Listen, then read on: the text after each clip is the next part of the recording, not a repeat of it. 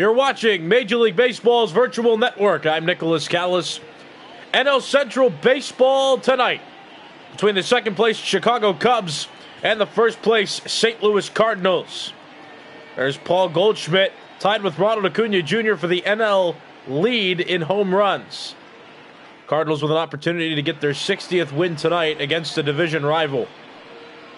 There's Miles Mikolas getting the start for the Cardinals in this one. Started 10 games, has a record of 8-2, and has a .269 earned run average in 63 2/3 innings pitched. Mikolas started the season late. He was on the injured list to begin the year. Came back around June, and so far he's been making a strong impact in the rotation. Here's Daniel Descalso at the plate. See, his months of June and July have shown success. He's a .284 hitter, and his on-base percentage is over .400 entering play. Big reason why he's at the top of this lineup. Again, the Cardinals first in the NL Central. Their record is 59-44. They've been in first place since May. The Cubs struggled in May and then had an uprising in June. They got themselves over 500. They're 6 games back of the division with a 52-49 record, and they're also 2.5 games back of a wild card spot. Right now in the National League, there are 4 teams tied for the top wild card spot. The Padres, the Giants, the Diamondbacks, and the Marlins all have 55-47 records. The Cubs are the next team on the list that isn't tied for that top spot. Again, Cubs 2.5 games back of a National League wildcard spot as of today. Descalso swings and misses. Molina blocks and completes the strikeout by throwing to Goldschmidt. So 1 out, top of the first. Here comes Kris Bryant, former Rookie of the Year and most valuable player in the National League. He's a .274 hitter. Also has a .365 on-base percentage entering play.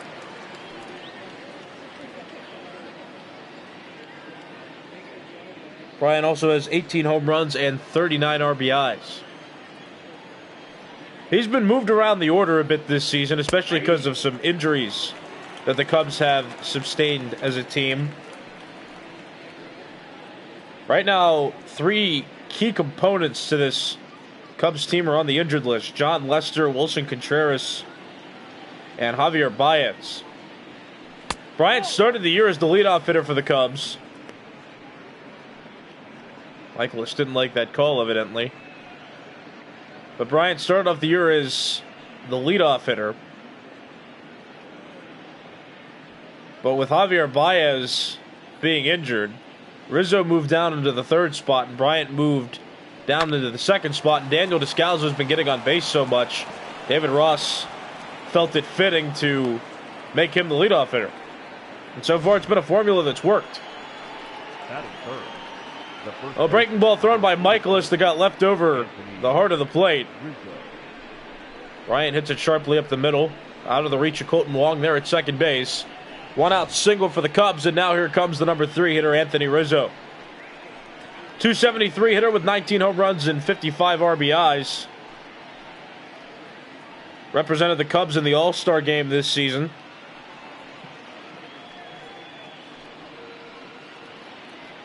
He was a part of the 7th inning of the All-Star game, too, that gave the National League the lead, broke the scoreless tie. It was a well-pitched All-Star game this year, not much offense, but Rizzo was one of the big reasons that the National League prevailed. He had a big hit in the 7th inning. The National League ended up taking the lead and keeping it. The National League won their first All-Star game since 2012. No ball, 1 strike pitch. 2 high, counts 1-1. The Cubs had 2 representatives in the All-Star game. Kris Bryant didn't make it, but Rizzo did, and Craig Kimbrel, right now the National League leader in saves, made the All-Star game. That's a home run, no doubt about that. Carlson just watches it go. 420 feet into right field, and you can hear it directly off the sound of the bat. 20th home run for Rizzo. It's an early 2-0 lead for the Cubs.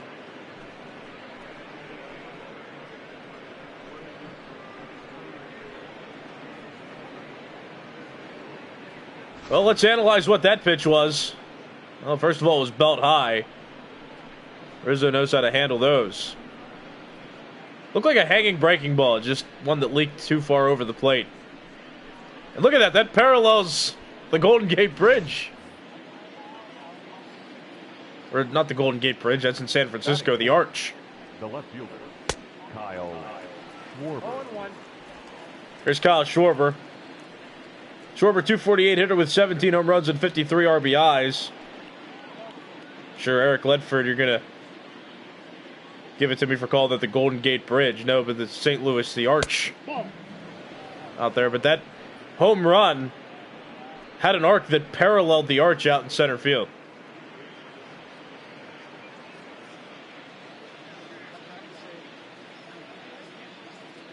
One ball, one strike count on Schwarber. Established power hitter in the National League. Has been struggling, though, with production and home runs for his standards from years past.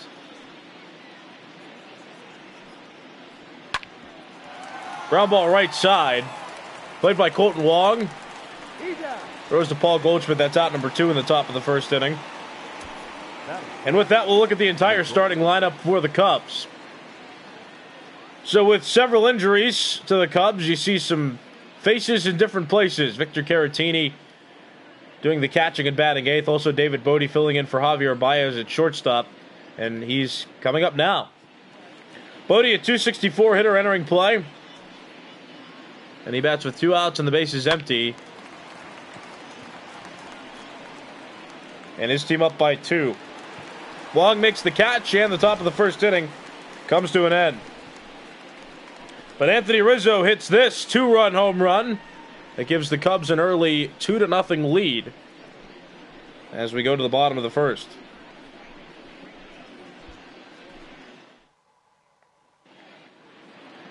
And on the mound for the Cubs is Yu Darvish, former Texas Ranger and Los Angeles Dodger, making his 22nd appearance of the season. Has a 7-6 record with a 4.10 ERA. Also has 123 innings recorded this year. It's among the top among NL pitchers. And leading off for the Cardinals, Tommy Edman, 236 hitter with 6 home runs and 42 RBIs entering play.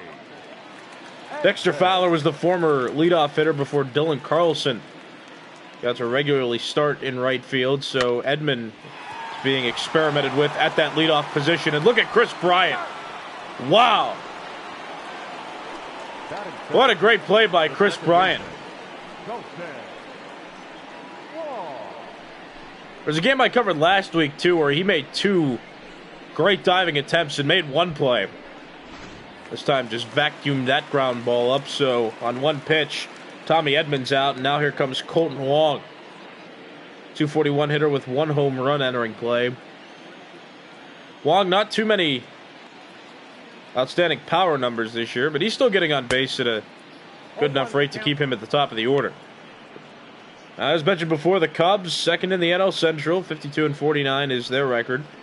They're 6 games back of the Cardinals for the division lead, and they're 2.5 games back of a wild card spot. And right now, the National League wild card standings are a bit, well, unique is the word, and rather strange. There are 4 teams tied for the top wild card spot.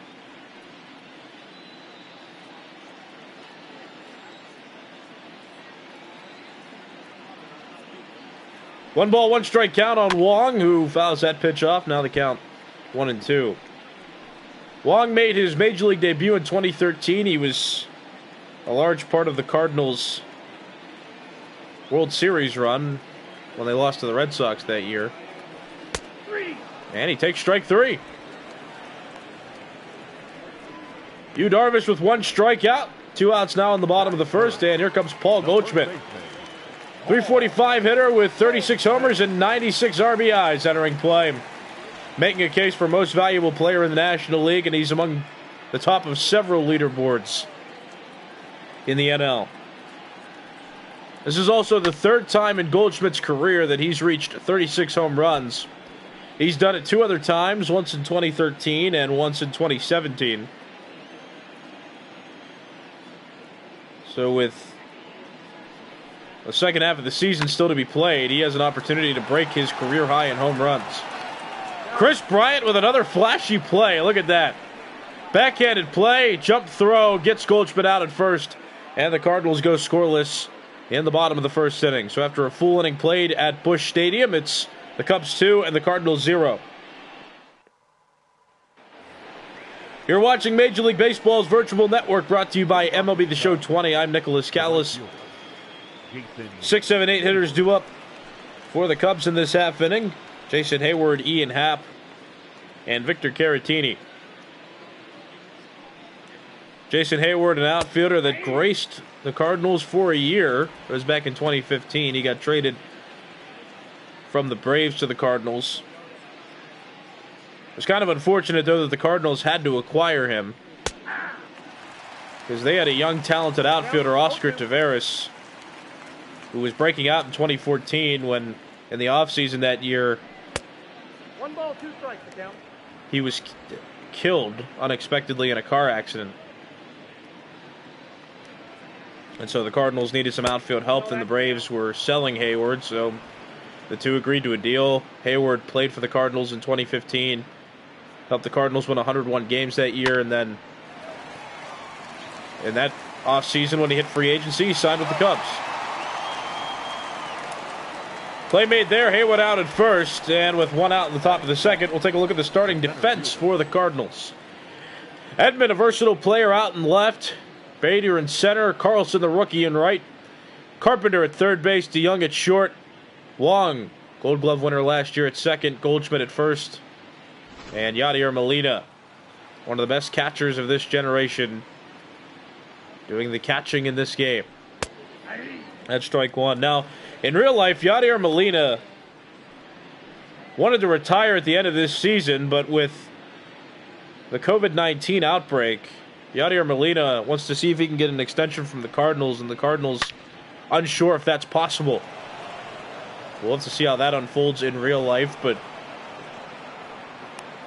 as this virtual season plays, that's not going to have any impact.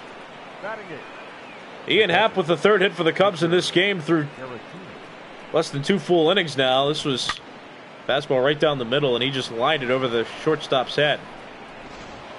And so he's on first with 1 out. Now here's Victor Caratini, switch hitter, batting from the left side. .222 hitter with 8 home runs and 25 RBIs entering play. Caratini, the fill-in for Wilson Contreras, who's on the injured list. Contreras scheduled to be back within the next couple weeks, as is John Lester, who the Cubs anticipate will rejoin the starting rotation when he comes off the injured list. But the Cubs without some prominent key players, and with the Cubs doing well without those 3 players, Baez, Contreras, and Lester, Cubs fans do have something to be excited about when those players come back to enhance the team even more. The Cardinals still have the division lead, but it's not a safe lead yet. Nothing like the Twins have in the AL Central, where they're nearly 15 games above the White Sox, who are in second in that division.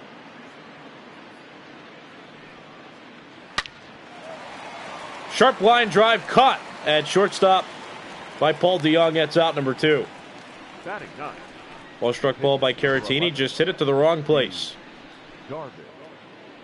He even went with the ball. That was right over the outside edge. A well-placed pitch by Michaelis, but right at DeYoung, who's able to field it. So now 2 outs, top of the second, and here's the pitcher, Darvish. Has an average of 116. Better than some other pitchers around Major League Baseball who have yet to get a hit this season, but still not one of the strongest offensive pitchers. Darvish signed out of Japan. He signed with the Texas Rangers and played there for the bulk of his career. Then at the trade deadline in 2017, the Dodgers made a deal to acquire him, where he pitched in several crucial games in the playoffs and was the Game 7 loser for the Astros in that 2017 World Series. And he signed a deal with the Cubs in that 2017-2018 offseason. This is his 3rd year with the Cubbies. Michaelis strikes him out in that at bat, and that ends the top of the second inning. No runs on a hit and one runner left on base. After 1.5 innings, it's the Cubs 2 and the Cardinals 0. You're watching Major League Baseball's virtual network. I'm Nicholas Callis. Middle of the order due up for the Cardinals in this bottom of the second inning. Paul DeJong, Matt Carpenter, and Yadier Molina. This middle of the order has been strong for the Cardinals. A group that has come through in the clutch. They have decent averages as well. DeJong's average .257. Matt Carpenter's average .298. And Yadier Molina has a .256 average entering play. Right now, Paul Goldschmidt is the player that's really carrying the Cardinals on his back. He leads in several offensive categories, and the players surrounding him are feeding off of him. Counts 2-1. And also you have the young outfielder of Dylan Carlson, who came up and made an immediate impact, especially on offense. Nope, outside. 3-ball, 1-strike count on DeJong.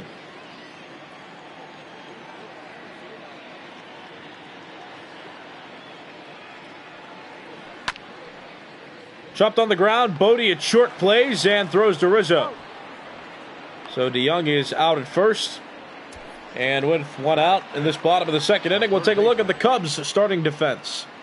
Kyle Schwarber in lefty and Happ in center. Jason Hayward in right. Chris Bryant over at third. David Bodie filling in for Javier Baez at short. Daniel Descalso at second.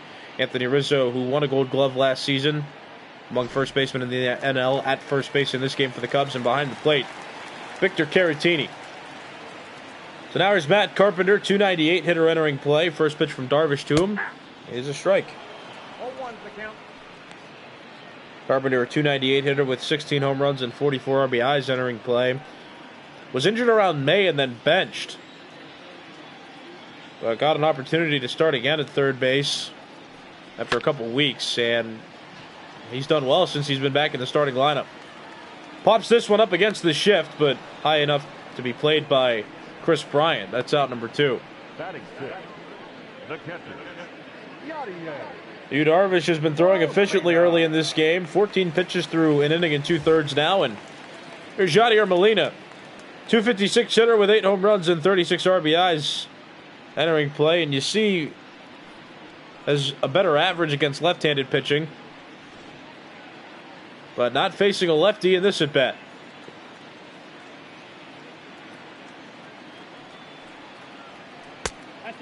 Breaking ball misses low, counts 1-0. Yadier Molina has the 3rd best average on the Cardinals.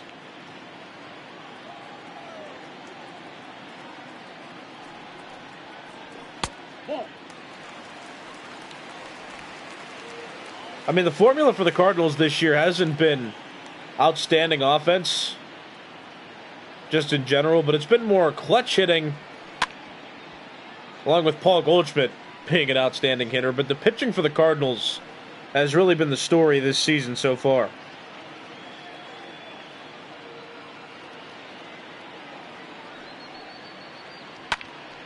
That's fouled off, the count now 2-2, but no starter in the Cardinals rotation actively has a winning percentage, a win-loss rate under 500. And no pitcher in the Cardinals rotation has an ERA over 4.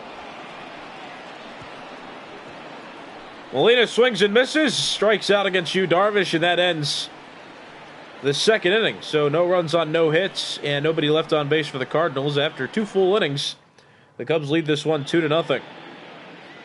Well, there's Heidi Watney, and she's going to pull up a graphic now of some significance. It's about the Cardinals and their pitching stats. Look at that. That was not planned. I just mentioned the Cardinals pitching staff, but you can see they're ranked highly in some categories, not so highly in others. They walks a significant amount of batters, but the ERA is clean, as is opponent batting average. Leading off for the Cubs, the second baseman, Miles Michaelis so far has made 1 mistake. Or maybe 2 if you count Chris Bryant's hit. But Michaelis hung a couple of breaking balls.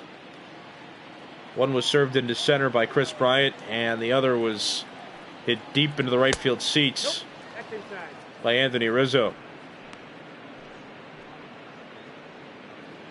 And that was such a majestic home run by Rizzo that we went back and watched the replay. And if you go back and watch the replay yourself, the trajectory of the ball paralleled the gateway arch that is out in center field at this stadium, where you can see it. And it paralleled the gateway arch, which I thought was pretty fascinating. 2-2 count on Daniel Descalso, who started his career with this very team, the Cardinals. Strikes out there against Michaelis, and with that, we'll take a look at the NL Central standings. Already went over them, but there's a visual where the other three teams are in the division, and the Cubs, the closest team to the Cardinals, and the only other team in the NL Central with over 50 wins. The Cardinals with an opportunity in this game to get their 60th win. This is also game one of a 4-game series between these two. So a long weekend series coming ahead. And assuming that the Cubs could sweep this series, the Cubs would be within 2 games of the Cardinals.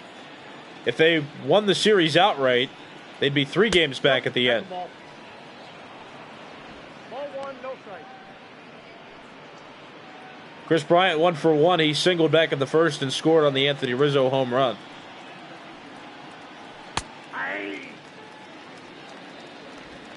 One ball, one strike count on the National League's former Rookie of the Year in 2015 and the National League's former Most Valuable Player in 2016.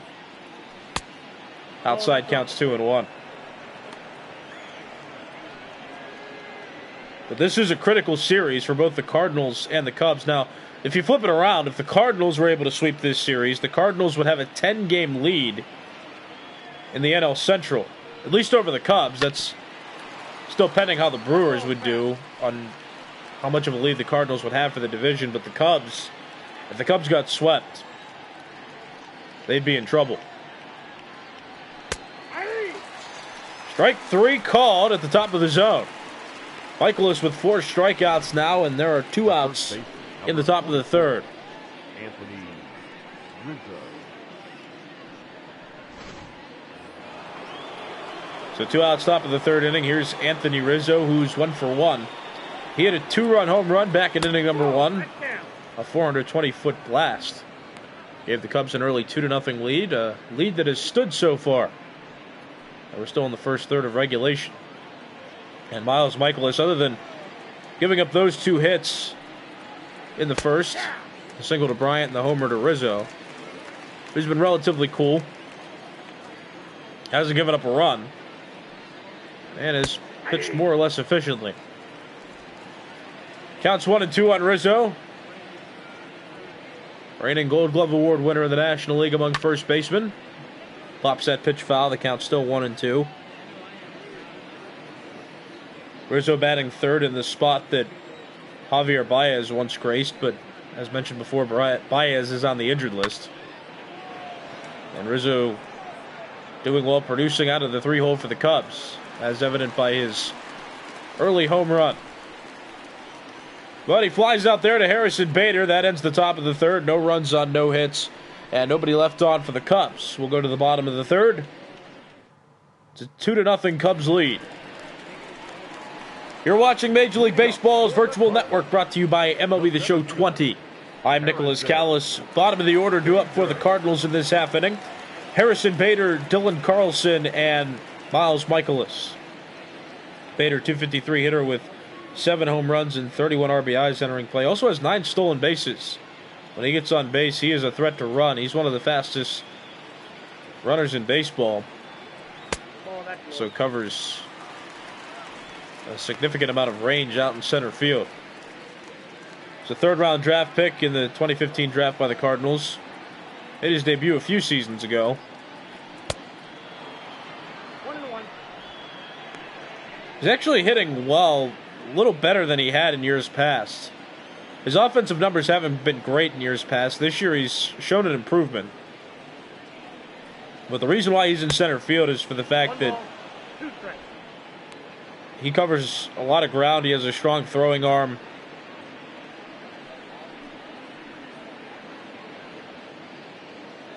And in summary, he saves runs from scoring. Outside counts 2-2. Darvish entering the third inning is at 23 pitches. Well, that's including the few that he's thrown to Bader in this plate appearance. Now the count full 3-2. Dylan Carlson on deck. 3-2 pitch. Just a bit outside, and the Cardinals have their first base runner. Leadoff walk issued to Harrison Bader, and not the guy you want to let get on base for free. Bader again with 9 stolen bases. And the Cardinals now with some incentive to get the offense going with a runner on who's quick and nobody out. Here comes Dylan Carlson, who made his Major League debut last week. Carlson 5 for 12 to start his Major League career. And he breaks his bat on that. And Chris Bryant able to make the catch, so on one pitch, Carlson set down. And with that, the number 9 hitter in the order for the Cardinals will come to the plate. It's Miles Mikolas, the pitcher. Mikolas, a decent average for a hitting pitcher, 208 average. But no home runs or no runs driven in any other way. Tries to bunt down the first base side. There's Rizzo, tries for second.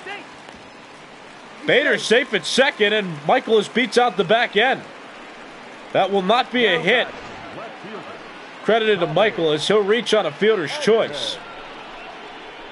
Well, Rizzo was right at first base. Decided not to step on the bag. Bader, a fast runner, so an interesting decision by Rizzo, or a risky decision by Rizzo. That does not work out for the Cubs, and now top of the order coming up for the Cardinals. It's Tommy Edman, a switch hitter batting from the left side. Bader on second and Mikolas on first. Soft flare toward third, caught by Chris Bryant. Bryant's been busy over there at third base. 2 outs, bottom of the third. Here's Kolten Wong. Wong is 0 for 1. He struck out back in the first inning. Has an opportunity, though, to get the Cardinals on the board with 2 outs and a quick runner in scoring position. Check swing, but the home plate umpire says that strike call was on Wong's swing, so the count 0-1. Bottom of the third, 2 outs, 2 on for the Cardinals. It's a 2-0 Cubs lead. Popped into the air, foul territory. Chris Bryant makes the catch, and the bottom of the third inning is over. The Cardinals able to get 2 runners on, but top of the order could not drive them in. So after 3 full innings, it's still a 2-0 Cubs lead. We'll go to the fourth. You're watching Major League Baseball's virtual network, brought to you by MLB The Show 20. I'm Nicholas Callis. The Cubs coming up to bat with a 2-run lead as we get the fourth inning going. 4, 5, 6 hitters do it for the Cubs in this half inning. Kyle Schwarber, David Bodie, and Jason Hayward. The Cubs got 2 runs in the first inning on an Anthony Rizzo 2-run home run. Cardinals have had 2 base runners to this point in the game. One reached on a walk and the other on a fielder's choice. Both Darvish and Mikolas pitched well through the first 3 innings. Mikolas just has an obvious skid. An obvious skid mark in his start with that 2-run home run he gave up.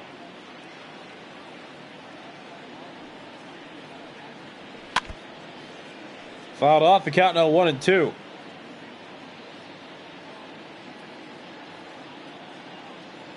Schwarber, the Cubs starting left fielder in this game. So batting cleanup for most of the season. The Cubs lineup to start the year was Bryant, Rizzo, Baez, Schwarber. And it has since changed significantly. Now it's Descalso, Bryant, Rizzo, Schwarber. Baez on the injured list, and Descalso's been exceeding it, getting on base. Catch made by Carlson out and right. That's the first out of the fourth inning. And with that, we have a pitch speed comparison for you, sponsored by Topps. Darvish, 95 miles per hour on average. Miles Michaelis, 96 miles per hour on average. They're both close. They've both been using their breaking balls, too, at an extended rate. Darvish known to have a slider, and Michaelis, I think he has a knuckle curve, but it's some kind of curveball.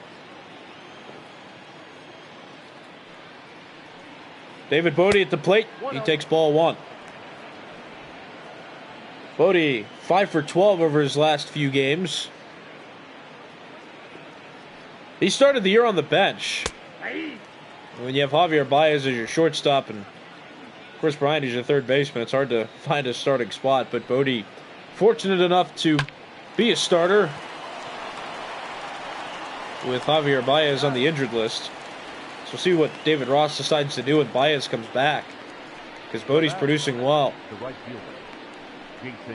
Cubs have a lot of talent, just haven't really shown it off the last couple of years, missing playoffs last year and struggling to get a wild card spot this year.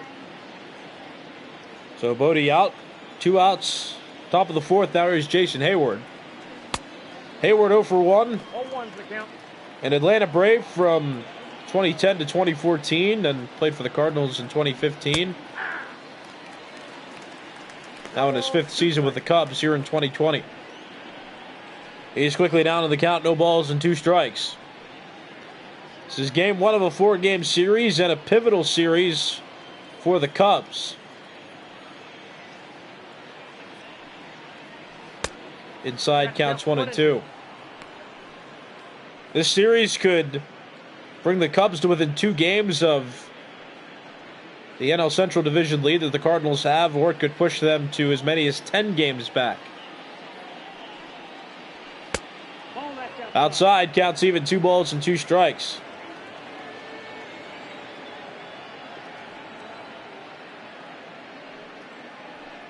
Too high, count run full, 3 balls and 2 strikes, and that was also Michaelis' 60th pitch thrown in this game.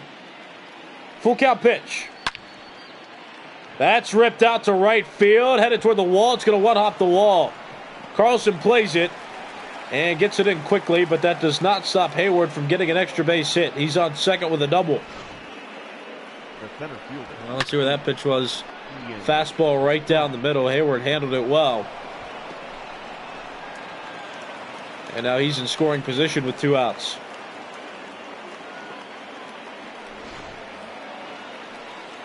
And with that, Ian Happ has an opportunity to drive in a run. He's a switch hitter batting from the left side, and he got a single in his last at bat.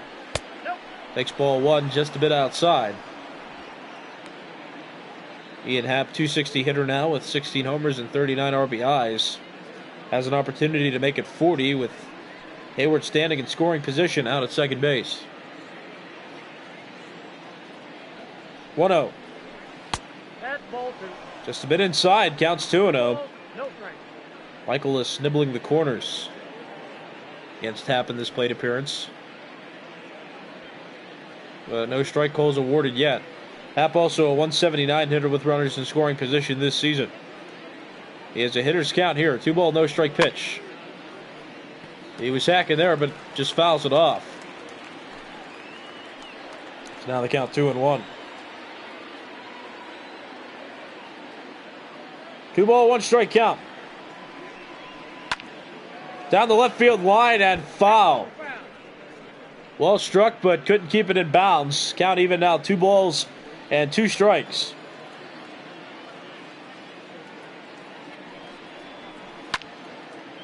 Popped up. And Edmund will not have a play. That finds the seats. Counts to leaving 2-2. Michaelis got away with a mistake there. That was a hanging breaking ball. Happ couldn't handle it. Just a bit outside on that pitch. Well placed by Michaelis, but Happ didn't bite, and the umpire didn't call it a strike. So now the count full, 3 balls and 2 strikes. First base is open, and Victor Caratini would bat next.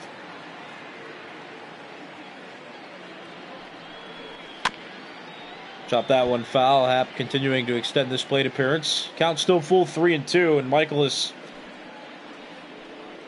getting upwards of 70 pitches now on his pitch count.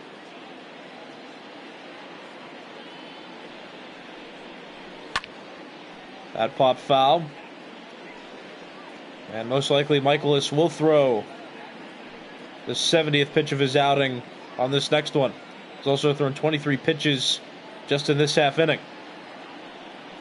Another 3-2. That's fouled off again. So that was the 24th pitch of the inning for Michaelis. And he's now thrown 70 pitches overall. Again fouled off.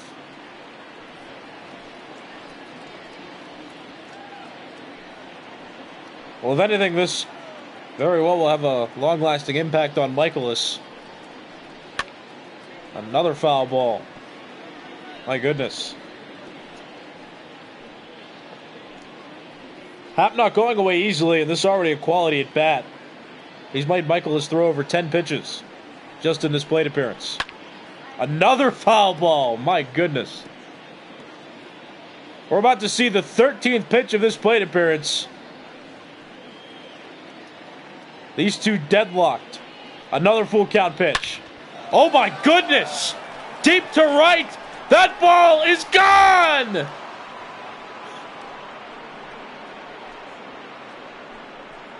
A 13 pitch at bat ends in a 2-run home run for Ian Happ.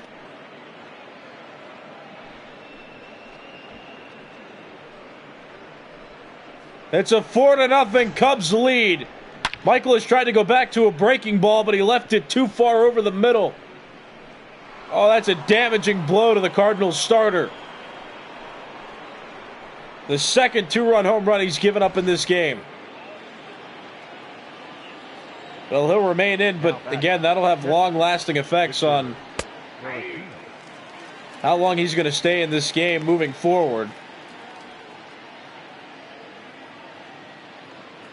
Happ made him throw 13 pitches, and on the 13th pitch, he ripped it into right center field over the wall for a home run. Happ now has 41 RBIs on the year.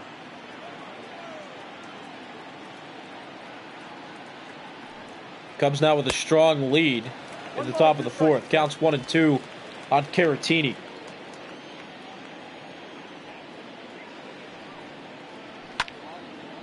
Flares it into left, but gotta go foul. No play for Edman.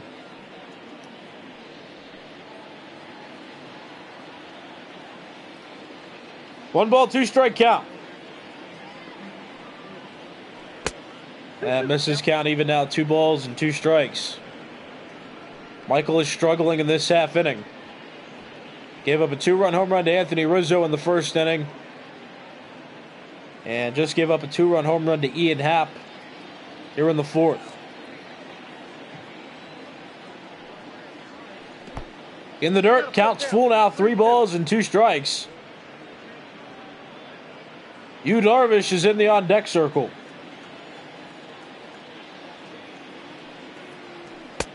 Got him to chase, and that ends the top of the 4th inning. But Ian Happ does something impressive. Has a 13-pitch at bat end in a 2-run home run. The Cubs have extended their lead. It's now 4-0 going into the bottom of the 4th. You're watching Major League Baseball's virtual network, brought to you by MLB The Show 20. I'm Nicholas Callis. 3-4-5 hitters do it for the Cardinals in this half inning. Paul Goldschmidt, Paul DeYoung, and Matt Carpenter. Goldschmidt 0 for 1, and over his last 8 games, he's hit 4 home runs. He still has an opportunity to win the Triple Crown Award this year in the National League. Entering play, he had the 3rd best average in the National League. He's tied for the most home runs with Ronald Acuna Jr., and he has the most RBIs in the NL. Pops that pitch up. Victor Caratini under it, and he's got it. That's out number 1. So Goldschmidt pops up to begin the bottom of the fourth inning, and now here comes the cleanup hitter, Paul DeJong. DeJong 0 for 1. He grounded out in his first at bat, which was back in the second inning. Cardinals down by 4.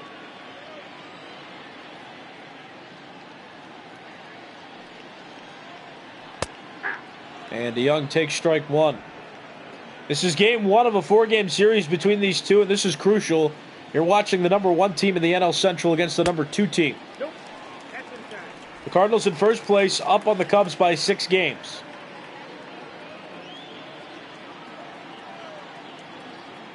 The Cubs also looking for a wild card spot. They're 2.5 games back of a wild card spot in a wacky National League wild card race right now. 4 teams are tied for the top of the top spot in the National League wild card standings. The Padres, Braves, Diamondbacks, and Marlins all have 55 and 47 records, and right now they all qualify for the top wild card spot in the NL. The Cubs, the 5th team on the list, not qualified for a wild card spot, but 2.5 games out with a 52 and 49 record. Ground ball left side, played by Chris Bryant. Throws to Anthony Rizzo, and there are now 2 outs in the bottom of the 4th. So Paul Goldschmidt popped out. Paul DeJong just grounded out. And here comes the number 5 hitter, Matt Carpenter. A player that's been around the Cardinals for several years now. Actually, might have been 7 years. No, more like 9. He made his debut with the Cardinals in 2012. Versatile player, can play first, second, and third. This game, though, he's starting at third base. Hasn't played first base since the acquisition of Paul Goldschmidt. 1 ball, 1 strike. And with Kolten Wong being the developing second baseman, Carpenter really the only spot open for him is third base, and the Cardinals elected to keep him. Cardinals did get rid of one of their bigger bats, but one of their defensive liabilities in Jose Martinez. Got traded to the Reyes this past offseason.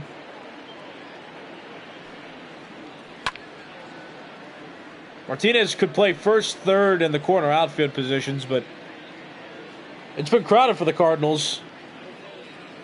So they elected to keep Carpenter to play third, and Martinez got dealt away. 1-2's outside. Count even now. 2 balls and 2 strikes on one of the Cardinals' power hitters. Count is full. And Carpenter made his Major League debut in 2012 with the Cardinals, the year after they won the World Series. And he's been a big part of their success over the years. Strike 3, caught over the outside edge. Carpenter not too thrilled with that call, but it was well placed by Darvish, and that ends the 4th inning. So no runs on no hits and nobody left on for the Cardinals. After 4 full innings, the Cubs have a 4-run lead. You're watching Major League Baseball's virtual network, brought to you by MLB The Show 20. I'm Nicholas Callis. 9-1-2 hitters do it for the Cubs in this half inning. Yu Darvish, Daniel Descalso, and Chris Bryant. 0-1. No ball, 1 strike count on Darvish. Signed with the Cubs in the 2017-2018 offseason. He's played for 2 other teams. Played for the Rangers, which accumulated the bulk of his career, and played a half a season with the Dodgers. And there's Alex Reyes warming up now in the Cardinals bullpen. Reyes in a long relief role with the Cardinals, which makes sense that he would come in a game like this right now. Slightly lopsided, not a blowout by any means yet. But Michaelis threw nearly 30 pitches in the 4th inning, gave up 2 more runs, totaling 4 for the Cubs. And with the pitcher spot coming up in the bottom of the 5th inning, this could very well be his last inning on the mound in this game. Gets Darvish to swing and miss there. That's 1 out now in the top of the 5th inning, and now the top of the order coming back up. There's Daniel Descalso, who's 0 for 2, has struck out a couple times in this game. Takes ball 1 way high, counts 1-0. Descalso now a 282 hitter, 7 home runs and 39 RBIs, but he's excelled more getting on base than anything. Entering play, he was 7th best in the National League in on-base percentage. He had a 403. He fouls that pitch off. Count 1-1. Descalso started his career with the Cardinals. Was a part of their World Series contending teams. The one that won in 2011 and the one that lost to the Red Sox in 2013. Descalso has since played for the Rockies and the Diamondbacks. He's in his 2nd year now with the Cubs. And he fouls that pitch off. Count still 1-2.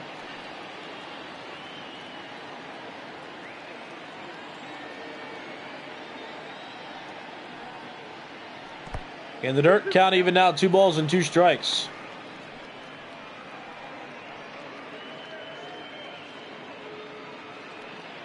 Miles Michaelis on the mound in his 3rd year with the Cardinals. So a check swing, but on the swing attempt, Descalso got hit by the pitch.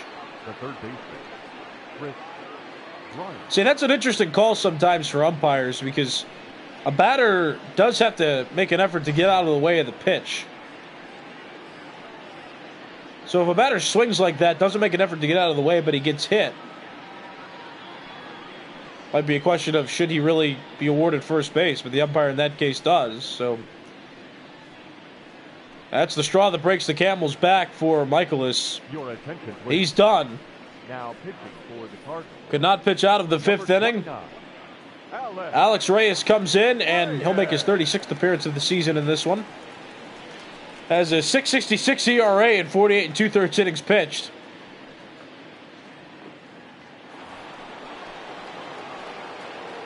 And here comes Chris Bryant, who's 1 for 2. He singled in the 1st inning and later scored on the Anthony Rizzo 2-run home run. He and Molina exchanging some words.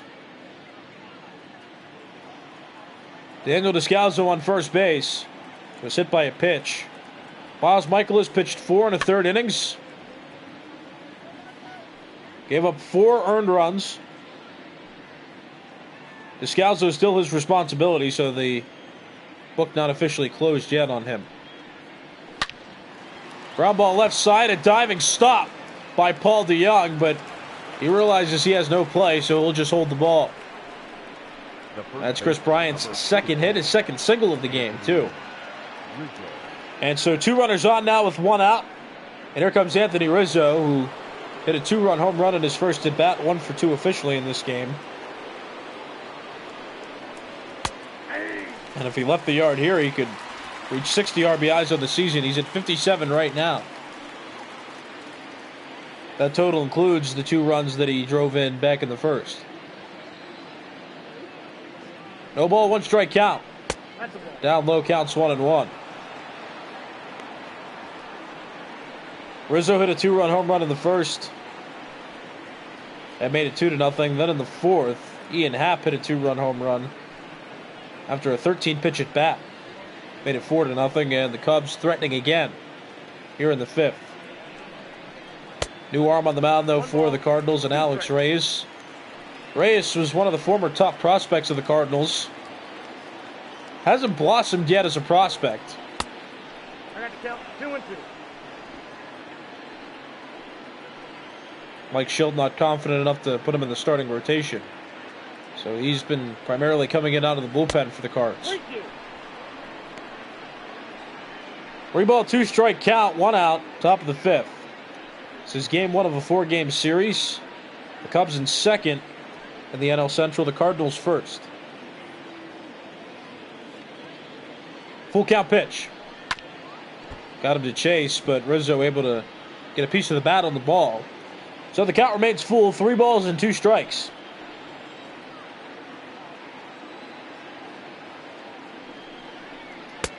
Strike 3 called, a well-placed pitch by Reyes. 95-mile-per-hour fastball freezes Rizzo at the knees. So 2 outs, top of the 5th, and here's Kyle Schwarber. Schwarber 0 for 2. He's flown out and grounded out in this game. He's in a run-scoring spot here, though, with 2 runners on. Reyes' pitch inside. Counts 1-0. Kyle Schwarber, a first-round draft pick of the Cubs in 2014. Well, I'll have to check that factual accuracy of that. 2-0.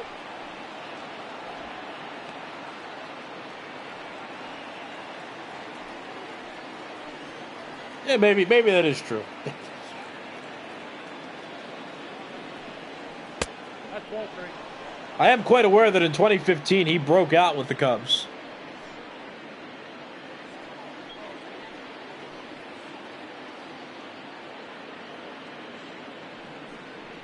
Nope, that's upstairs. That's upstairs. That's ball 4. Kyle Schwarber reaches on a walk, and now the bases are loaded, full of Cubs. And here comes David Bodie to the plate.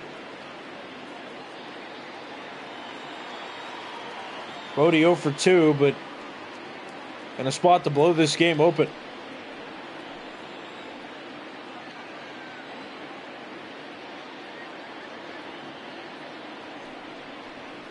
Ball. Man, that is true. Kyle Schwarber was drafted 4th overall in the 2014 draft and made his Major League debut a year later.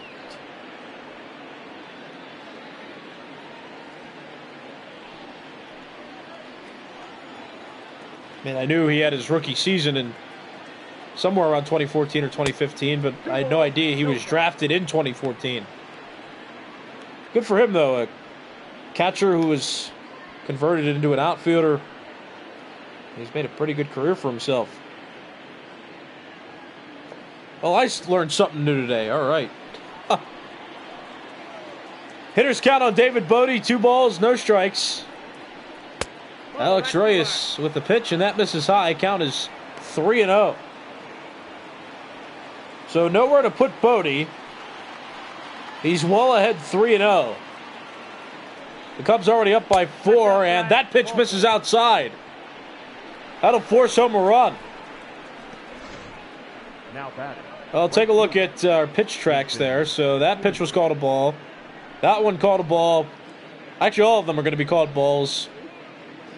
I mean, he nibbled. Maybe that first pitch caught the zone outright, but the other 3 weren't in the zone enough to be called strikes. So bases still loaded. 2 outs, top of the 5th, and there's Jason Hayward. He's coming to the plate. He doubled in his last at bat. This game now out of slam range for the Cardinals, and they're not out of hot water yet. This game could still be blown open with a big hit from Hayward. 1-0. Hayward last game went 1 for 3. This is an important series for the Cubs. This is a 4-game series, and you're looking at the number 1 team in the division playing the number 2 team in the division. The Cardinals don't have an unreachable lead in the NL Central, especially at this point in the season. And hypothetically, if the Cubs were to sweep this series, the Cubs would be within 2 games of the NL Central lead. Now Reyes throws a strike after 6 consecutive balls. Now the count 2-1.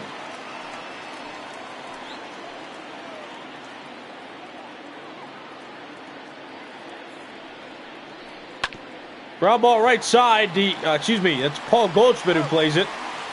Steps on first base. Hayward out at first, and that ends the top of the 5th inning. The Cubs strand the bases loaded, but they get a run on a bases loaded walk. After 4.5 innings, it's the Cubs 5 and the Cardinals 0. You're watching Major League Baseball's virtual network, brought to you by MLB The Show 20. I'm Nicholas Callis. There's Heidi Watney, and there are the Cardinals coming on your screen. It's Dylan Carlson. He's young, he's talented, and he might bat in this half inning. 6, 7, 8 hitters due up for the Cardinals. Yadier Molina, Harrison Bader, and Dylan Carlson. Yadier Molina 0 for 1. Yu Darvish on the mound. Yu Darvish has let up base runners only on walks and fielder's choices in this one. There's a 0 in the Cardinals hit column 0-1's the count. through 4 innings, and Darvish still on the mound here on the bottom of the 5th. Cardinals still being shut out as well. Cubs have a 5-0 lead. No. Count 1-1. The Cubs are coming off a 2-game set with the White Sox, and they split that 2-game set. Ground ball third base. There's Bryant. He's been busy all night. Makes that routine play. That's out number 1. But the Cardinals are coming off of a 3-game series with the Giants. They won 2 of 3 against the Giants. And these are the final 4 games of this Cardinals homestand. They're going to play a 4-game series with the Brewers at the end of this 4-game series with the Cubs. The Cubs also had an off day yesterday. Cardinals haven't had an off day since last week, last Thursday. And almost every team had an off day last Thursday because it was the All-Star break. Harrison Bader at the plate.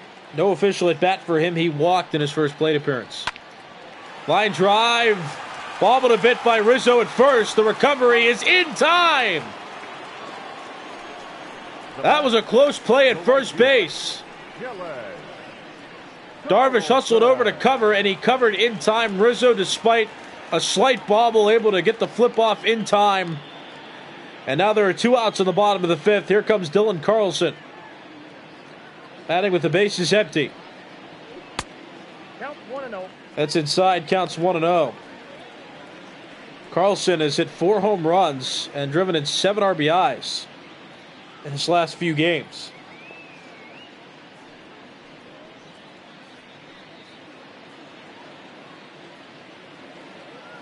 Well, I guess the disclaimer there is that some of those home runs were in the minors, because he does not have a major league home run yet. He's 5 for 13. He has 5 hits and 13 major league at-bats. He has no home runs, and he's driven in 1 RBI. Ball, that's out. Counts 2-1.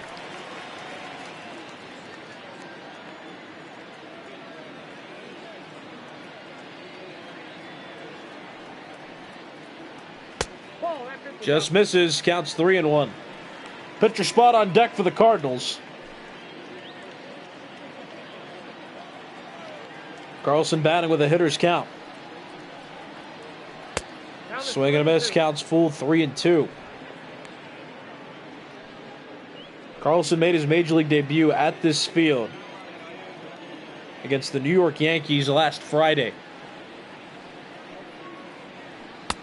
Outside ball 4, another walk issued by Darvish. So the Cardinals have a 2-out base runner, and pending any type of pickoff or caught stealing, the number 9 spot will not come back up. So at the very least, Cardinals will have their leadoff hitter come up next half inning, but they will elect to bring up a pinch hitter. It's Lane Thomas. Thomas, another young outfielder on this Cardinals team. He's been in the majors for most of this season, just hasn't been a starter. And he takes strike 1. Thomas, 288 hitter with 5 home runs and 25 RBIs.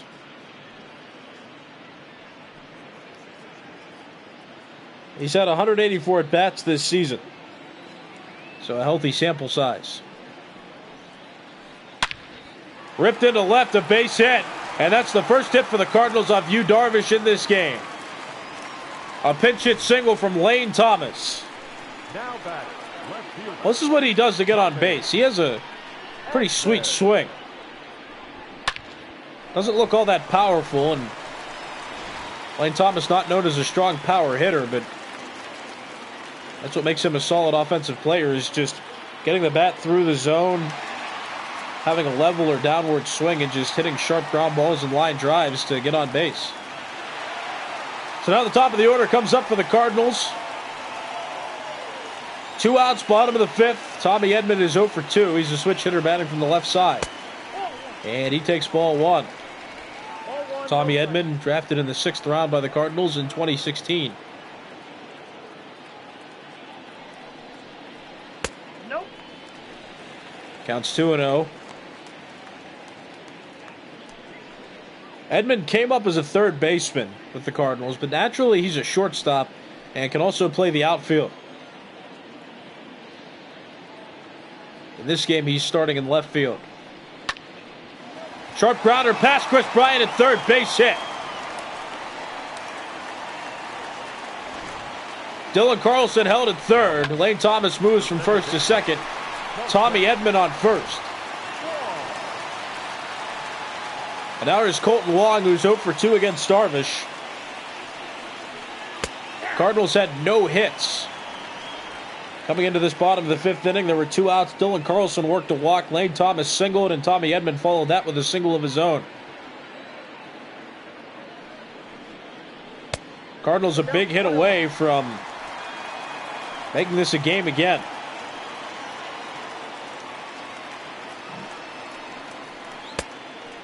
2 ball, 1 strike count.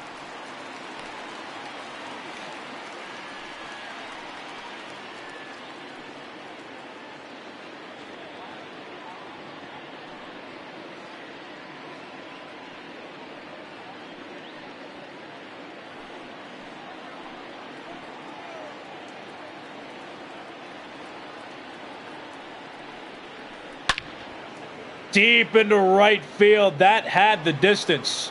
Wong squared that one up, but it went foul. That evens the count. 2 balls and 2 strikes.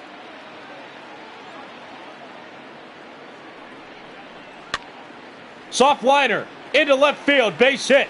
Carlson scores from third. Lane Thomas is coming around from second, and he will score. Now back.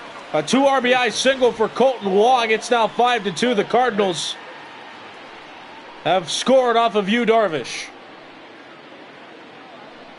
Well, he certainly didn't square that one up, but got enough of the barrel on the ball to hit it over Chris Bryant's head. So Edman's on second, and Wong's on first, and now here comes Paul Goldschmidt, the National League leader in RBIs with 96. A home run would tie it, and an extra base hit would most likely make it a 1-run game. But the Cubs do have a solid outfield, and everybody in the outfield can throw well. Schwarber in left, Happ in center, and Hayward in right. Even count on Goldschmidt. 1 ball, 1 strike. That's fouled off. Just got in front of that breaking ball. Darvish got away with a mistake. Counts 1-2. Darvish likely to throw his 70th pitch of the ball game on this next one. Swing and a miss. Blew a fastball by Goldschmidt. And that ends the 5th inning. So the Cardinals' threat goes by, but not before the Cardinals get to Darvish. They got 3 hits in that half inning, scored 2 runs, left 2 runners on base after 5 full innings. It's a 5-2 Cubs lead. Now pitching. And a new pitcher comes on the mound for the Cardinals, Tyler Webb. Making his 52nd appearance of the season, has a 2.40 ERA and 48 2/3 innings pitched. And he will face the bottom of the Cubs order to begin this half inning. Ian Happ, Victor Caratini, and then the pitcher's spot. Whether Darvish will bat or not is still pending. Inside counts 1-0. John Gant and Ryan Helsley now warming up in the Cardinals bullpen. John Gant, the nearer pitcher, and Ryan Helsley, the one throwing a bit closer to home, just starting to throw. Happ, a switch hitter, batting from the right side, and he takes ball 2. Miles Michaelis is responsible for all 5 of the Cubs' runs given up. All 5 of the Cubs' runs were earned. That's ball 3. Count 3-0. Anthony Rizzo hit a 2-run home run in the first inning to make it 2-0.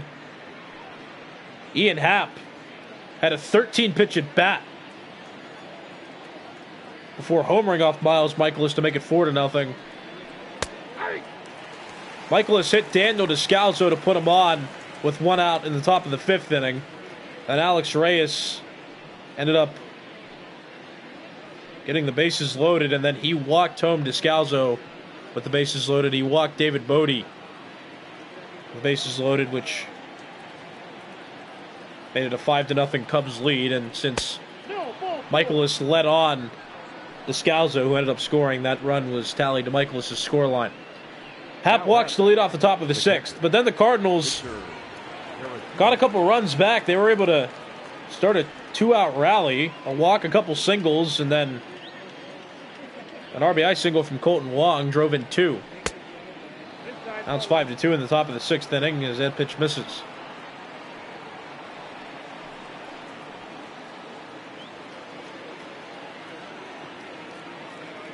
One ball, no strike count.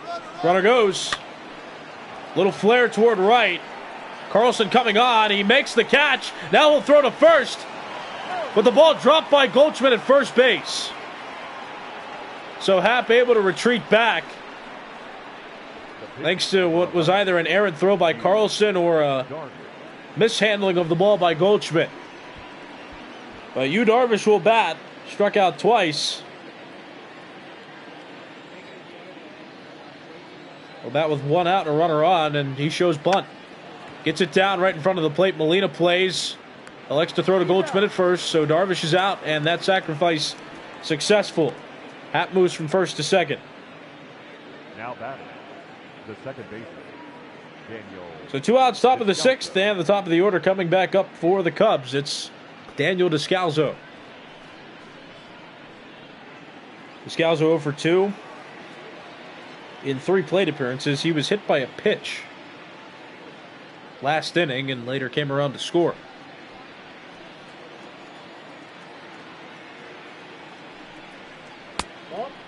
That misses, counts 1-0.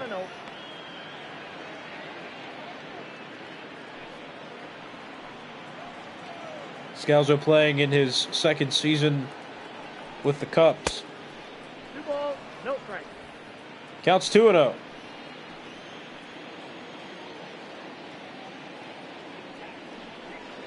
Ball 3. 3-0's the count. 3-0. Well, the Cardinals bullpen so far has struggled with walks and missing the strike zone.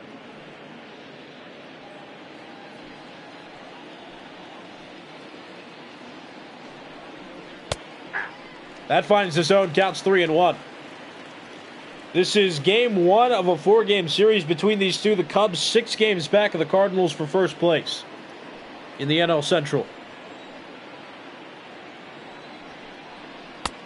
Strike 2 called, and that runs the count full. 3 balls and 2 strikes.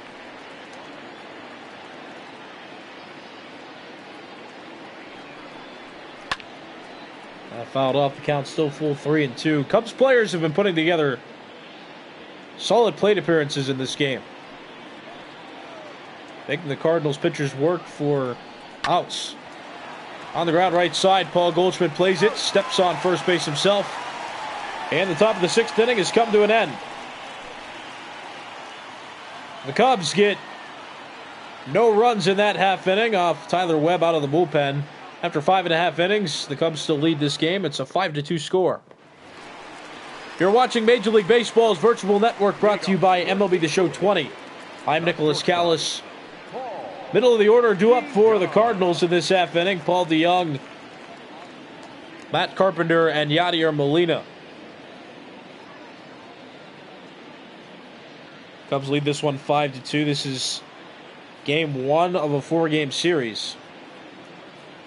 So hypothetically, if the Cubs were to sweep this series, they would be within 2 games of the Cardinals for first place at the end. And they would likely have at least one of the 2 wild card spots. Soft liner into left, a base hit over the head of David Bodie. Leadoff single for Paul DeYoung. The third baseman, number 13.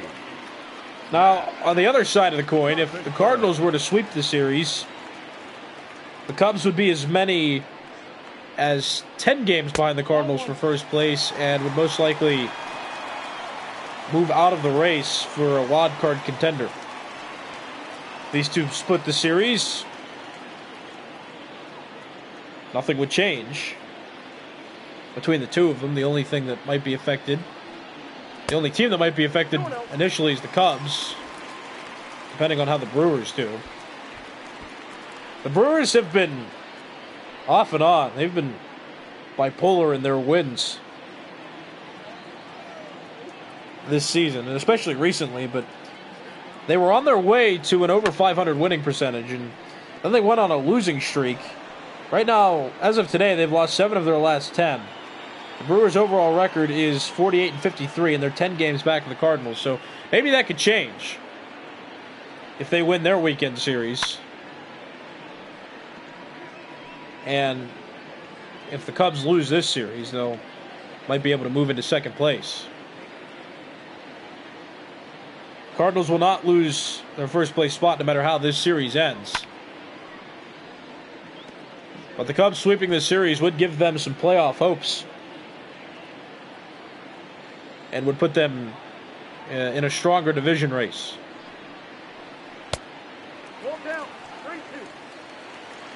3-ball, 2-strike count on Matt Carpenter. Yadier Molina's on deck. Paul DeJong on first. He singled to lead off this half inning. That fouled off again. Count still full 3-2.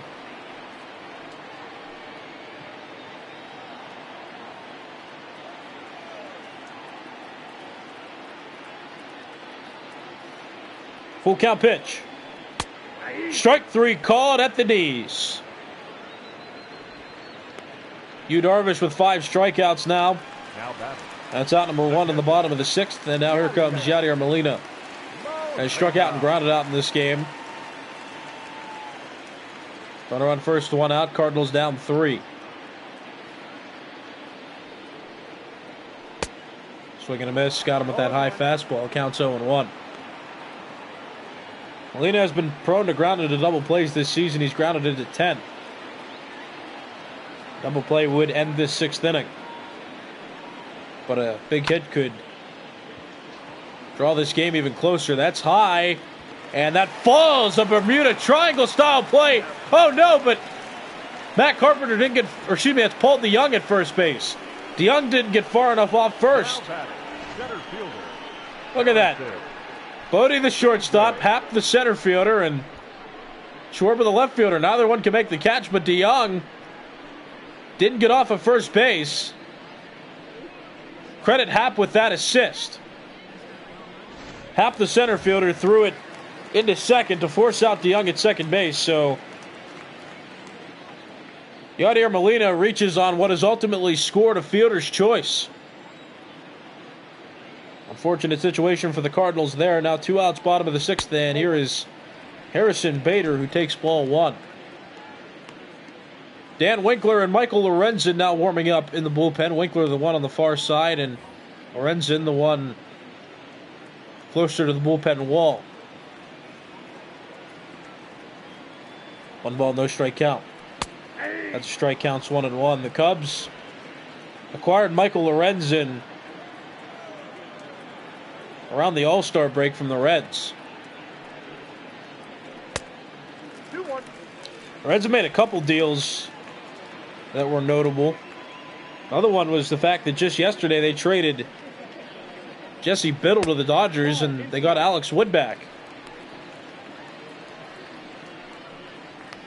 That's the second time that the Dodgers have traded Alex Wood to the Reds. First time it was that big deal where Alex Wood, Yasiel Puig, and Matt Kemp got sent to the Reds. As that pitch is out toward right field, that is toward the wall. It's going to one-hop the wall. It stays in the park. Molina doesn't run well, though, and he'll stop at third base as Hayward gets that in quickly. Now batting, the right fielder, Gillette. So Harrison Bader gets a double. That moves both Molina and himself into scoring position. And here is Dylan Carlson. Carlson is 0 for 1. He's walked a couple times in this game. 5 for 13 to start his Major League career. Made his Major League debut 6 days prior to this one. Last Friday, broken bat. Bryant makes the play. And that ends the bottom of the 6th inning. So the Cardinals' threat goes by. No runs scored by the Cardinals. After 6 full innings, it's a 5-2 Cubs lead.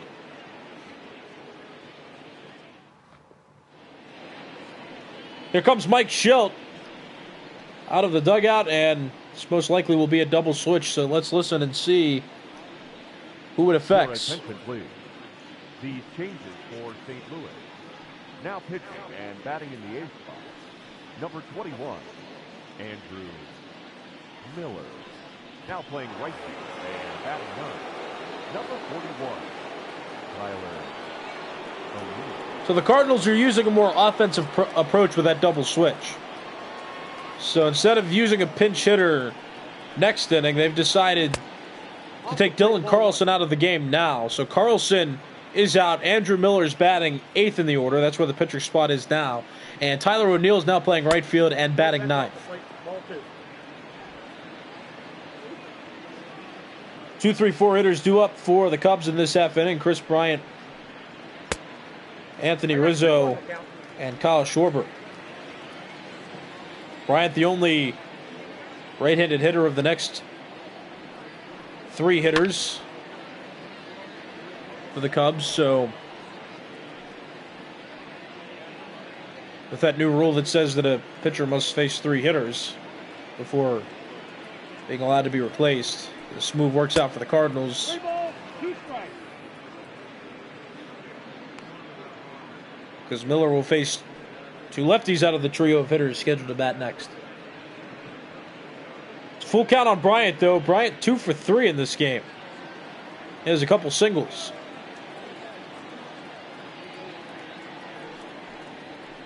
Swing and a miss.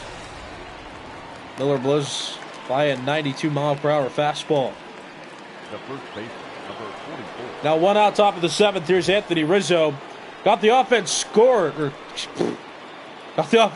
for the Cubs. Back in the first inning with Chris Bryant on first base. He hit a 2-run home run. Made it 2-0. Now it's 5-2. The Cubs got 2 more runs in the 4th on an Ian Happ 2-run home run, and then Daniel Descalso walked with the bases loaded. No. Daniel Descalso scored with the bases loaded from third base. David Bodie was the one that walked with the bases loaded. Bodie got the RBI. Made it 5-0. The Cardinals got 2 runs on a Kolten Wong RBI single.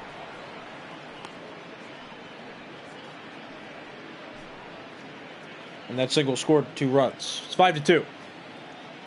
Andrew Miller on the mound. The Cardinals have used 4 pitchers now in this game. That's bobbled by Goldschmidt initially, but he recovers well, steps on the bag himself, and that's out number 2. Miles Michaelis the starter. Alex Reyes came in to pitch. Got the final 2 outs of the 5th inning. Tyler Webb pitched the 6th. Now, Andrew Miller pitching here in the 7th. Facing Kyle Schwarber, who's 0 for 2 with a walk.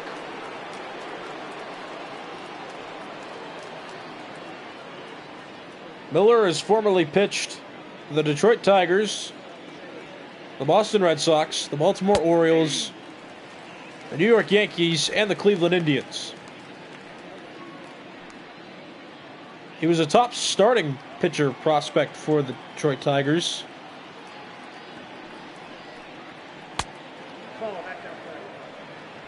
And when he went to the Red Sox, he started to break out as a relief pitcher, as a strong back end of the bullpen relief pitcher. 1 ball, 2 strikes. By the time he was on the Orioles, he was regarded as one of the best relief pitchers in baseball. The Yankees picked him up on a deal, then traded him to the Indians, where he became an absolute phenom. Ladies and gentlemen, it's time. Well, he lines out there to Harrison Bader. Kyle Schwarber does. That ends the top of the 7th inning. No runs on no hits and nobody left on base for the Cubbies after 6.5 innings. It's 5-2. The Cubs lead it. Your attention, please. And here's a new pitcher on the mound for the Cubs. It's Rowan Wycked, Number 50. making his 24th appearance of the season. He has a 4.19 ERA in 19 1/3 innings pitched. Not a huge sample size for this point in the season. But he'll face the 9-1-2 hitters in the Cubs order. Excuse me, in the Cardinals order. Tyler O'Neill, Tommy Edman, and Kolten Wong. O'Neill getting his first plate appearance in here. He was a part of a double switch that moved the pitcher's spot to 8th in the order and removed Dylan Carlson from the game. No ball, 1 strike count. Check swing, but the home plate umpire says he went around. Counts 0-2.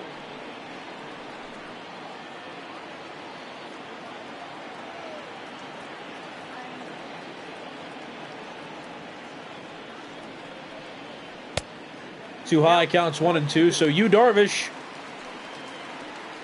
finishes with 6 full innings recorded. He gave up 2 earned runs in his start, and he's in line for the win, pending a Cardinals comeback. And at this point, Miles Michaelis is on the hook for the loss. Swing and a miss. Tyler O'Neill down on strikes after his first at bat. That's out number 1. No left fielder, Tommy. Just swung through that breaking ball. And now back to the top of the order for the Cardinals. Tommy Edman to bat. Edman 1 for 3.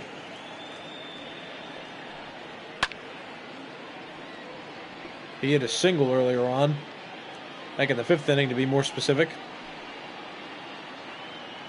Facing Rowan Wycked for the first time this game. Wycked fresh out of the bullpen. The first arm to come out of the Cubs bullpen in this game. Flied out towards center field. There's Ian Happ. Happ makes the catch, and now there are 2 outs in the bottom of the 7th inning. Now batter, the second baseman. So 2 outs on 6 pitches for Rowan Wycked, and now here comes Kolten Wong. Wong hit an RBI single back in the 5th inning. And no bat in this spot with 2 outs. And the base is empty. Fair ball down the right field line. That'll get into the corner. Wong heading on his way to second.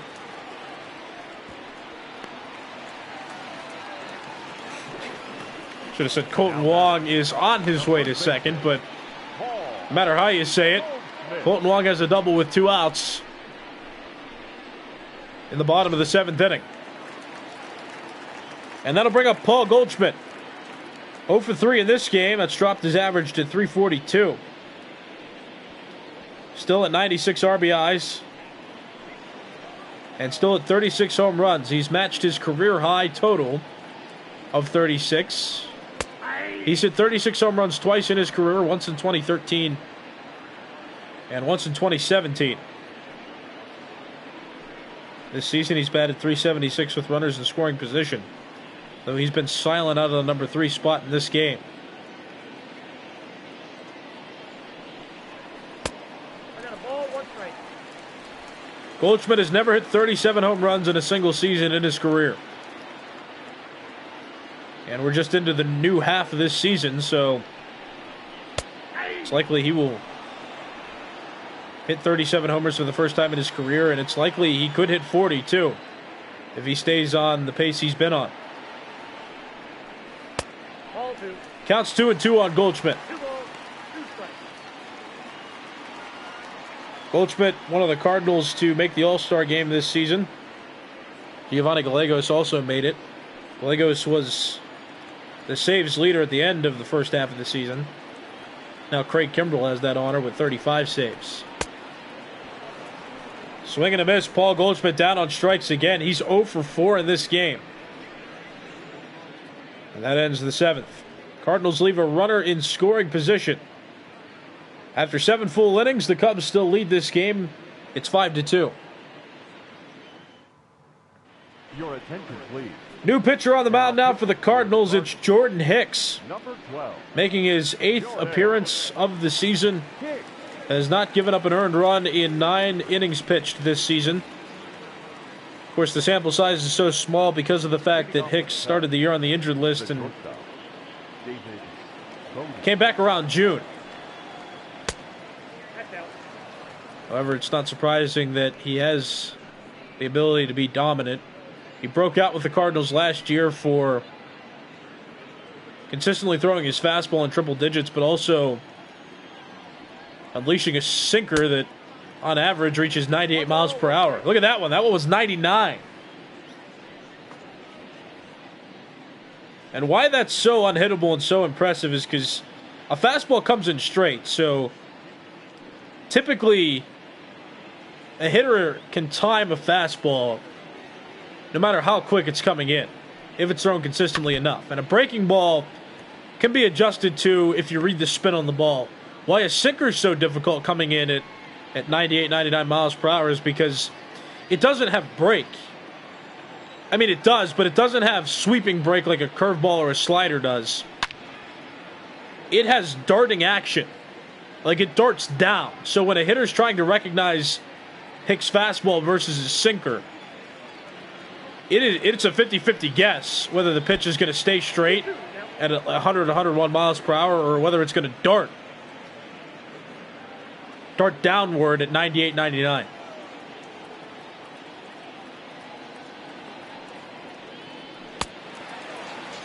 Swing and a miss, just like that one, 97 miles per hour. Bodie swung over that one because it darted downward at the last second. Now batting. Here's the starter comparison among both pitchers. Both Darvish and Michaelis out of the game now. Darvish went 6 full innings. Gave up 2 earned runs on 5 hits. Miles Michaelis pitched 4 1/3 innings. Gave up 5 earned runs.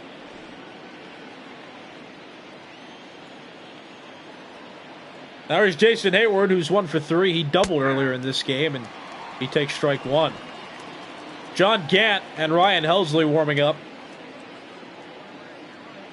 Gant number 53, Helsley number 56. But the Cubs leading this one. The Cardinals have had a few opportunities 1-1 to score in this game, but they only took advantage of one of those opportunities. Kolten Wong hit a bases loaded 2 RBI single I got the count 1 and 2. in the bottom of the 5th inning. Cardinals have left a few runners in scoring position in this game. And they trail by 3. Swing and a miss. Hayward down on strikes. Whiffed at a 98 mile per hour sinker. There are now 2 outs. So Hicks got 3 golden pitches. A 100 plus mile per hour fastball, a near 100 mile per hour sinker, and a high 80s slider. That ball foul, the count 0-1. Ian Happ is 2 for 2. He had a 2-run home run. He's also singled in this game. He hit his home run back in the 4th inning. No ball, 1 strike count. That's a swing and a miss. Counts 0-2. The Cubs got 2 runs in the first on an Anthony Rizzo 2-run home run. They got 2 runs in the 4th on an Ian Happ 2-run homer. And then with a bases loaded walk in the 5th, David Bodie got an RBI. Happ swings and misses, and the top of the 8th inning is over. The Cubs get no runs on no hits and leave no runners on base in that half inning. Going to the bottom of the 8th, it's a 5-2 Cubs lead over the Cardinals. And here comes manager David Ross out to talk to the home plate umpire. So the Cubs most likely Your attention, please. going to enact a double switch. So let's listen and see what it is. Now pitching and batting in the 7th. Number 43, Dan Winkler. Now playing center. Batting 9. Number 5, Albert. All right, so the double switch. Daniel Winkler in the 7th spot. So now the pitcher spot in the 7th spot. It was an offensive move made by David Ross because since Ian Happ was the last out of the 8th inning, or top of the 8th inning, Albert Almora Jr. comes into play center. That's a defensive move, and Albert Almora Jr. will be a position player who will get to bat in the top of the 9th inning in the number 9 spot. Middle of the order do it for the Cardinals in this half inning. Paul DeYoung, Matt Carpenter, and Yadier Molina. This is Major League Baseball's virtual network, brought to you by MLB The Show 20. My name is Nicholas Callis. This is game 1 of a 4-game series between these two, and at this point in the season, this game and this whole series will play an important role in shaping up the NL Central. Fouled off the count 2-2.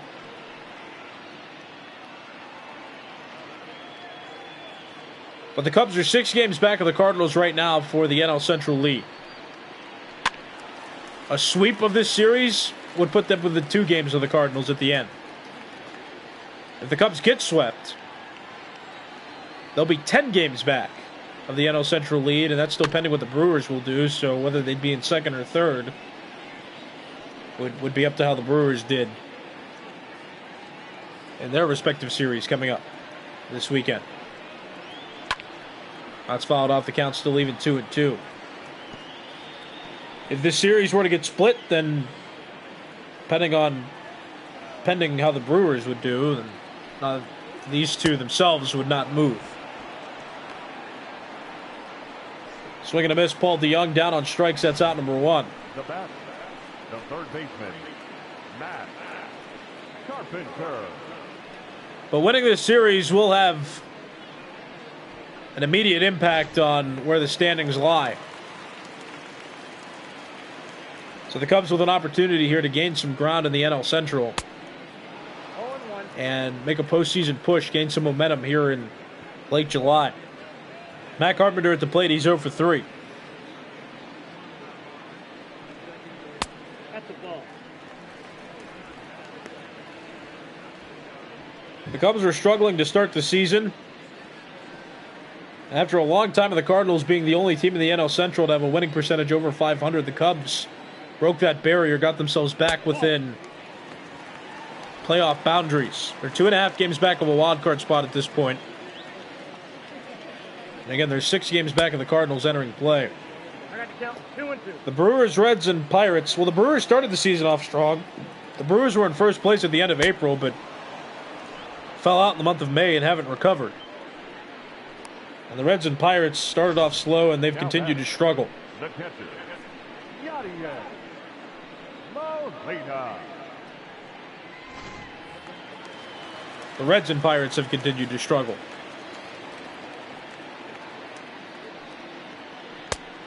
But Matt Carpenter struck out. 2 outs now, bottom of the 8th inning. And here's Yadier Molina, who's 0 for 3. He grounded out in the 6th inning. Daniel Winkler pitching in his first inning out of the bullpen for the Cubs. Just signed with the Cubs this past offseason. He formerly pitched for the Atlanta Braves. Braves have a loaded bullpen this year with Shane Green, Mark Melanson, Will Smith.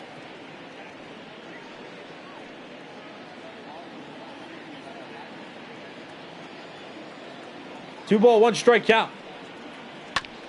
Chopped on the ground. Played by Bodie at short. Throws to Rizzo, and that ends the 8th inning. The Cardinals go down 1-2-3, and they still trail this game by 3 runs. Last inning of regulation coming up. The Cubs have a 5-2 lead over the Cardinals. Here comes Mike Schilt again, which means we might see another double switch here. So let's listen and let's find out. Ladies and gentlemen, your attention please. The changes for St. Louis. Now pitching and batting in the 6th spot, number 56, Ryan Helsley. Now catching and batting 8th, number 32, Matt Wieters. Swinging a foul ball by Victor Caratini. Counts 0-1. Ryan Helsley newly entered into the game. Now the pitcher's spot is 6th in the Cardinals order. And Matt Wieters now batting in the number 8 spot in the order, and he's doing the catching now for Yadier Molina. So a purely offensive move there by the Cardinals, preventing any pinch hitters from being used in the bottom of the 9th inning.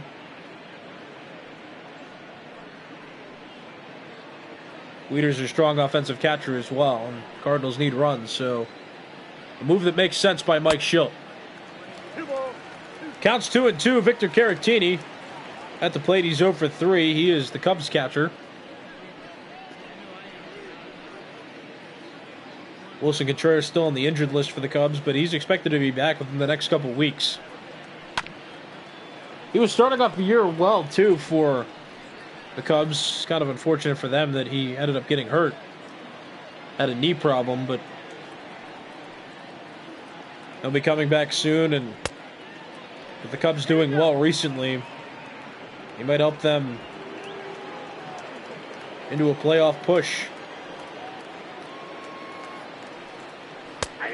Strike 3 caught over the outside edge. Caratini down on strikes. That's out number 1. Let's take a look at this pitch. That was well placed by Ryan Helsley. Cutter that broke over the outside edge. Here comes Albert Almora Jr. getting his first plate appearance in of this game. He replaced Ian Happ in a double switch last inning. And he fouls that pitch off, counts 0-1. Albert Almora Jr. hasn't started very much since Ian Happ broke out and earned the center field job. Of the two, though, Almora Jr. is the more superior defensive outfielder. John Gant and John Brebbia warming up. But Ian Happ has the superior bat, and Happ got taken out after 1 ball, 2 strikes, count.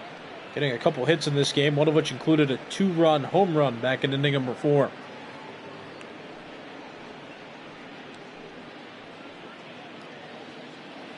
Miles Michaelis at the moment is in line for the loss. He gave up all 5 of the runs that the Cubs scored, and all of them were earned.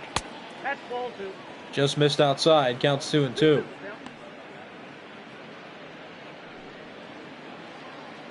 As for the Cubs, Yu Darvish is in line for the win. He pitched 6 full innings. 3-2. Gave up 2 earned runs to the Cardinals.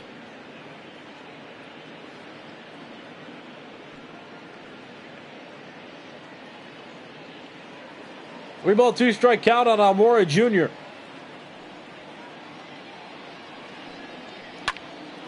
Sharp grounder into right field, a base hit. Albert Almora Jr. in his first at bat gets a single. Now batting, second base. So a runner on for the Cubs with 1 out, top of the 9th, and here comes Daniel Descalso. Descalso 0 for 3, but he got hit by a pitch. So he's had 4 plate appearances. He's reached base once, but has no hits in 3 official at-bats. Most recently, he grounded out. His on-base percentage has fallen a point to .402.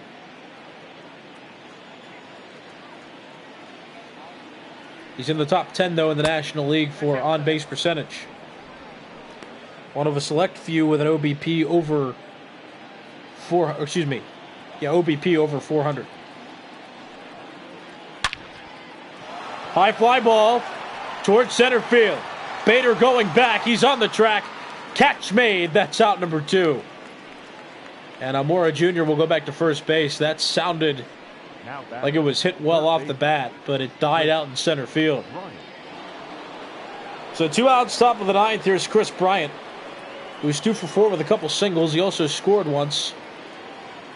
He singled, and then Rizzo homered back in inning number 1. That gave the Cubs an early 2-0 lead, and for the first 2 runs accumulated and their 5-run total up to this point. Swing and a miss, counts 1-1. 1-1. 1 ball, 1 strike count. Inside, counts 2-1. Chris Bryant, former Rookie of the Year in the National League in 2015, and the following year he won the National League's Most Valuable Player Award. Also a World Series champion that same 2016 season. The Cubs are still retaining a heavy amount of players from that World Series championship team. Line but caught at first base by Paul Goldschmidt. And that ends the top of the 9th inning, so no runs on a hit for the Cubs. 1 runner left on. Last chance for the Cardinals coming up in the bottom of the 9th. It's a 3-run game. Your attention, please. And the Cubs call upon Craig Kimbrel to attempt to save. Number 46. Has 35 saves and 39 opportunities. He's making his 44th total appearance of the season. He has a .277 ERA and 39 innings pitched. Bottom of the order due up for the Cardinals: Harrison Bader, Tyler O'Neill, and Matt Wieters.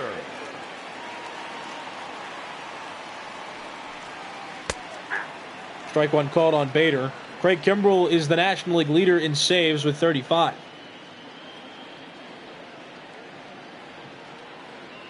And he has an opportunity for 36 in this game as Bader falls behind 0-2. That was 99 miles per hour from Craig Kimbrel, who, when he was a rookie with the Braves, he threw hard, and as he's continued to age, he's still throwing hard. Kimbrel, a former Atlanta Brave and San Diego Padre, World Series champion with the Red Sox, retro to 2018. This is his second season with the Cubs. He signed in the middle of the season in 2019. Didn't get the $100 million contract that he wanted.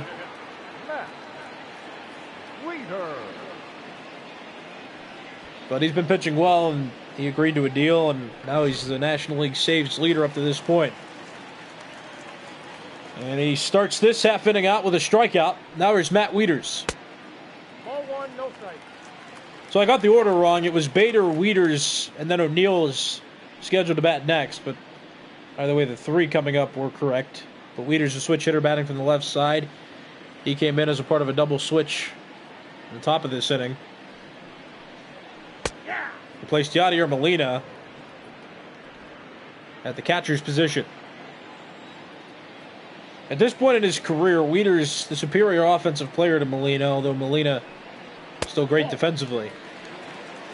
But the Cardinals needing offense in this situation. They're down 3 runs in the bottom of the 9th. This is game 1 of a 4-game series between these two teams. And as we've mentioned several times before, this is a crucial spot for both teams. And if the Cubs are able to pull off a sweep, they'll be within 2 games of the Cardinals for the NL Central lead at the end of it.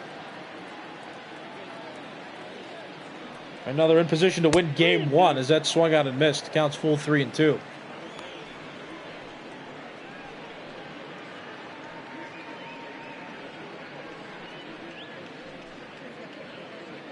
Three balls, 2 strikes, 1 out, bottom of the 9th.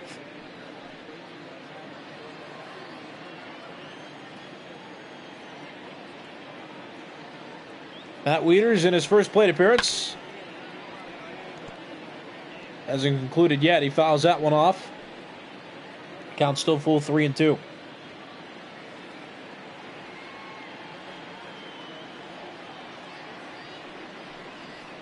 Swing and a miss. And now the Cardinals have 1 out to work with in the bottom of the 9th inning. Now batting. Let's take a look at that pitch, where it landed, or where it crossed the plate. That was a well-placed pitch. Wise for Wieters to swing at it. Just couldn't get a piece of the bat on the ball. So now the final opportunity for the Cardinals is at the plate now. It's Tyler O'Neill.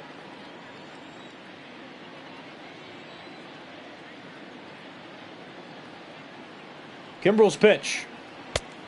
Taken for strike 1. 96 mile per hour fastball. Tyler O'Neill 0 for 1. He came in to play right field in the first of 2 double switches enacted by the Cardinals.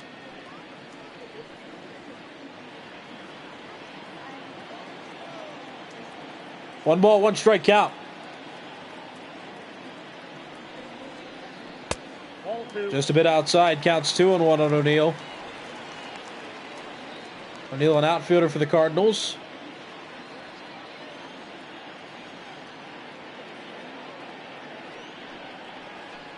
Swing and a miss, and now the Cardinals have 1 strike to work with in this game. 2 balls, 2 strikes, 2 outs, bottom of the 9th, bases empty, and the Cubs leading this one by 3. Drop that one foul, so count remains 2-2.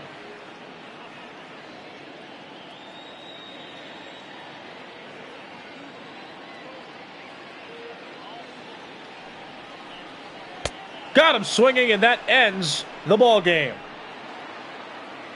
Craig Kimbrel earns his 36th save of the season. He continues to lead the National League in that category. Yu Darvish getting hugs there for earning the win in this game. And there's Descalso and Bodie.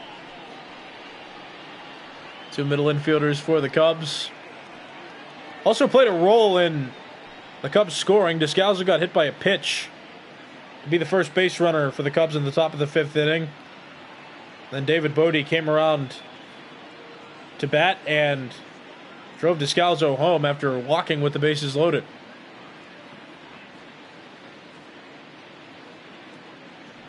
The Cubs were propelled to a lead, though, by an Anthony Rizzo 2-run home run and then an Ian Happ 2-run home run. You see there, Rizzo's was in the 1st and Happ's was in the 4th. And the Cubs got that bases loaded walk in the top of the 5th inning. The Cardinals scored their 2 runs at the bottom of the 5th inning on a Kolten Wong 2-run single. But here are the decisions on the mound. Darvish got the save. He pitched 6 full innings. Gave up 2 earned runs on 5 hits, struck out 5, walked 2. He was throwing a no-hitter up until the bottom of the 5th inning. Miles Michaelis got the loss. He pitched 4 1/3 innings. He gave up 5 earned runs on 5 hits. He struck out 6, didn't walk anybody, but didn't have his sharpest stuff.